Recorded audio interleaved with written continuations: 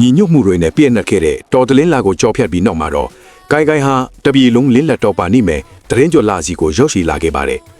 မိုးလေကင်းလို့ကောင်းကင်ရံမှာလပြည့်ဝန်းကြီးကထိမ့်ထိန်တာနေပြီးရွာထဲမှာလည်းစီမီရောင်စုံတွေနဲ့ဝေးစားနေပါတော့လေ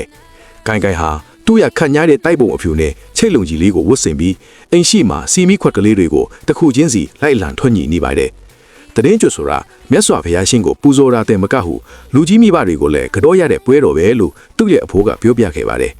ကိုင်ကိုင်ဟာလှပတဲ့ကြောပွဲလေးကိုပြင်ဆင်ပြီးသူ့ကိုပြုစုပြောထောင်ပေးခဲ့တဲ့အဖိုးနဲ့အဖွားစီကိုရိုးရိုးသေးသေးတွားရောက်ခဲ့ပါတယ်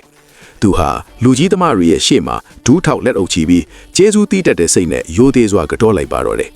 အဖိုးနဲ့အဖွားကကိုင်ကိုင်ရဲ့ခေါင်းလေးကိုပုတ်ပြီးကောင်းကြီးပေးတဲ့အခါကိုင်ကိုင်ရဲ့စိတ်ထဲမှာအယမ်းကိုနှွေးထွေးပြီးကြည်နူးသွားခဲ့ရတယ်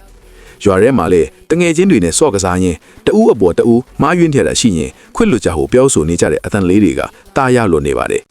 ကျေးဇူးတီးတတ်ခြင်းနဲ့ခွတ်လွတ်ခြင်းကလူတစ်ယောက်ရဲ့အလှအဆုံးစိတ်ထားပါလားဆိုတာကိုကိုင်ကိုင်တယောက်နှက်နှက်ဆိုင်ဆိုင်နားလေသွားခဲ့ပါပြီကောင်းကင်ရံမှာလွတ်တင်ထားတဲ့မိဘုံမြန်လေးတွေကိုကြည့်ရင်ကိုင်ကိုင်ဟာအားလုံးကိုမေတ္တာပို့ရင်ဖြုံးပြော့နေပါတော့တယ်တည်င်းကျွန်းရဲ့အလင်းရောင်တွေနဲ့အတူကိုင်ကိုင်ရဲ့နှလုံးသားလေးဟာလည်းပုံမိုတောက်ပါလာခဲ့ပါပြီနောက်တလားတဆောင်မုံမှာတော့ဘာတွေဖြစ်အောင်မလဲ